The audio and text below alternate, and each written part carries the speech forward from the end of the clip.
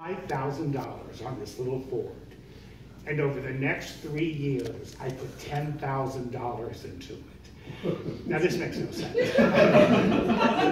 Putting $10,000 into a $5,000 car is like buying a nose job for an uninteresting child. And they look at it. It never pays off.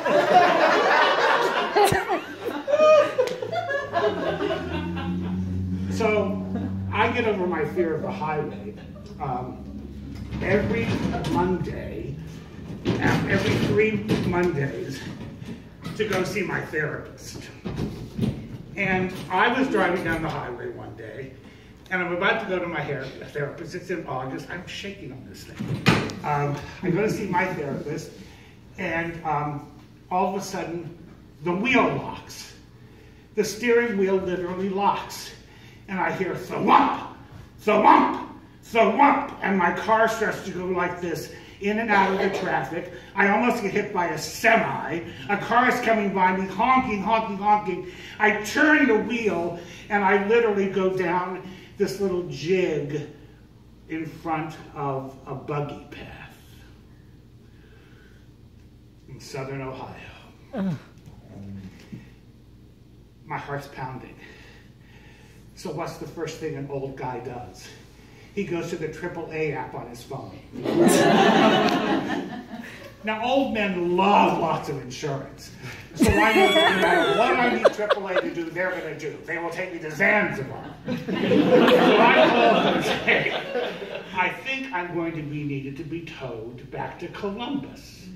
And they said that'll be an hour wait. And I go, okay. I'm not going to put any more fucking money in this car, but I got to get it home. So after an hour, I call back and they say, oh, I'm sorry, we can't find you.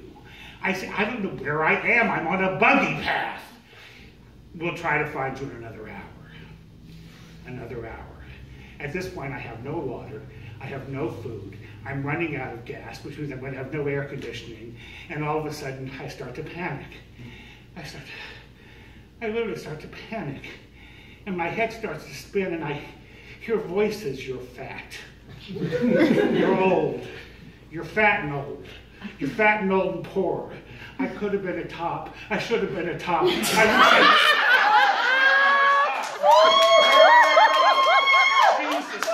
going to be your personal Lord and Savior. To be or not to be. To be or not to be. Be. There's a bee in the car, and I am in an absolute panic.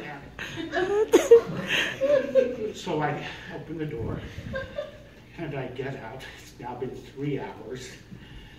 I'm hyperventilating, and I hit the ground, and all of a sudden, I look over, and there's a pair of, like, lace-up shoes, and a long skirt, and an apron, and I raise my eyes up, and there's a bonnet.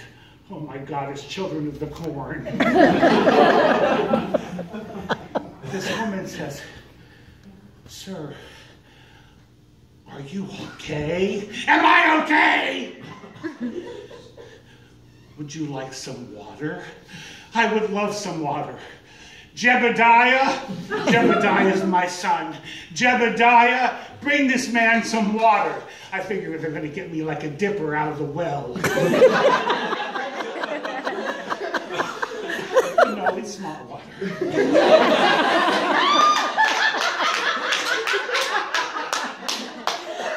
And then I look at Jebediah, and he's wearing like overalls and a work shirt and a little hat, and I'm going denim on denim. I love it. It's so fresh. So fresh. She says, what can we do for you? I said, when they call back from the AAA, would you tell them where I am? And she said, of course. Now why don't you come down, sit under the scuppernongs, and have a piece of pie.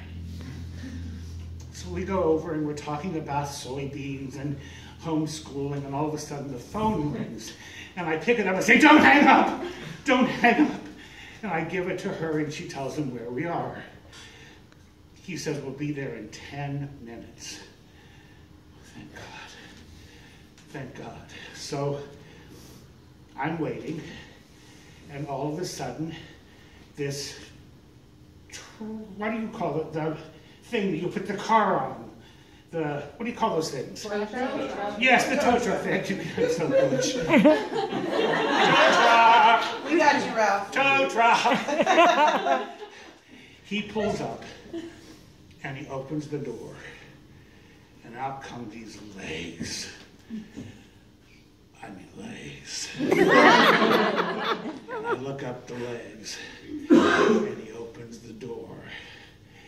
And if the village people had had a mechanic, this guy would have been the baritone. He comes over and says, "Hi, I'm Mike." I said, "Hi, I'm Ralph."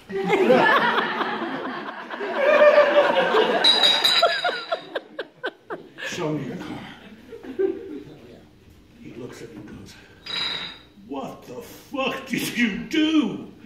"What do you mean, what did I do? I just put $2,000 into this car last week," he said. "Son, when they put back on your wheel, they fucked up your lug nuts." "My lug nuts? You could have died. Let's get this thing on. You're riding back with me, back to Dayton, back to Columbus." So while I'm doing this, Sister Sarah, who's become my friend at this point, walks over to me and says, "May I say a prayer for you?" What am I going to say? No? Sure. She puts her hands in. I say, "Well, what did you pray?" And she said, "I just wish you a small miracle." And then she handed me this brown paper bag that smelled of nutmeg and cinnamon.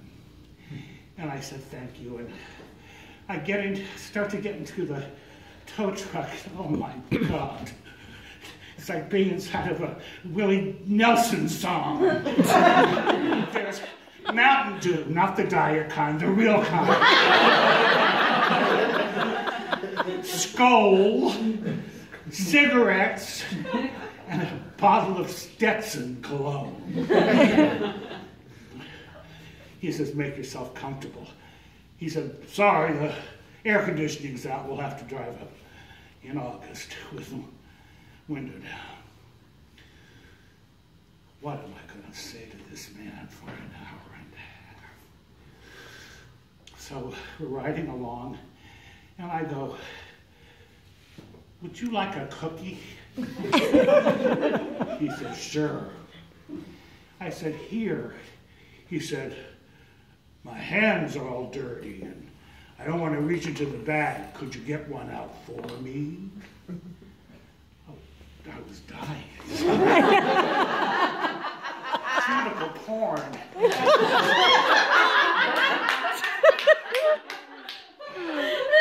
So I gave him the cookie, and he said, "Those bonnet gals sure can make a great Snickerdoodle." I said, "These are sure great Snickerdoodles."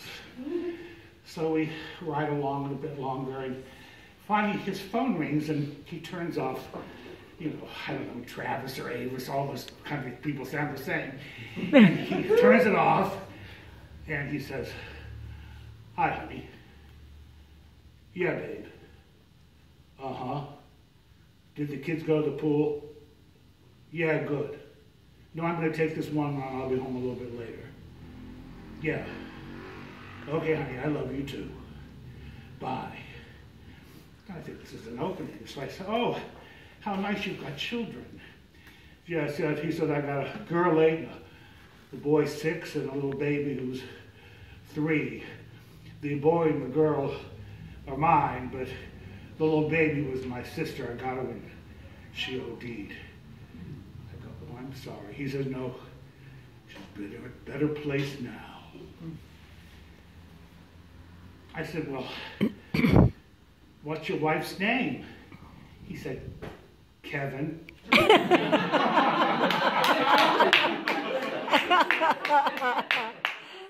He looked at me and winked. And I said, "Another Snickerdoodle?"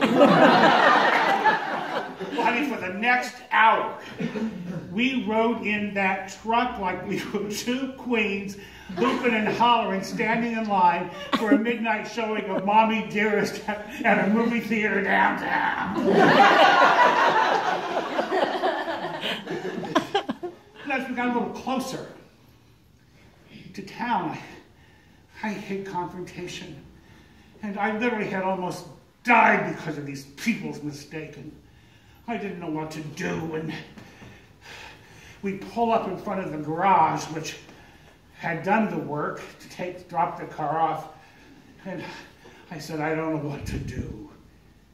He said, stay here. He put some chaw in his mouth, hitched up his pants, grabbed his balls, put on his baseball cap, and walked inside. And for the next 10 minutes, I heard more motherfucking you bastards. She almost died. Fix it. Then he walked out, blew me a kiss, and winked.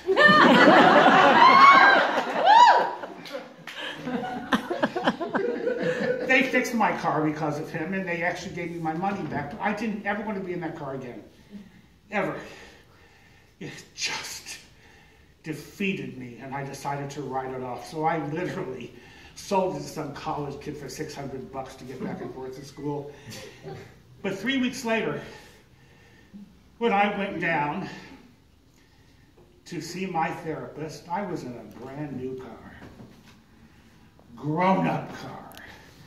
It was so comfortable that I was going 5 miles over the speed limit. And as I got close to Dayton, I took a moment and I pulled off on that little jig side of the road to the buggy trail. And I pulled up in front of an old farmhouse, and I opened the mailbox, and I put inside a pink box with a dozen beautiful pastel macaroons. They were tied with a grosgrain ribbon with a note that said, "You saved a stranger."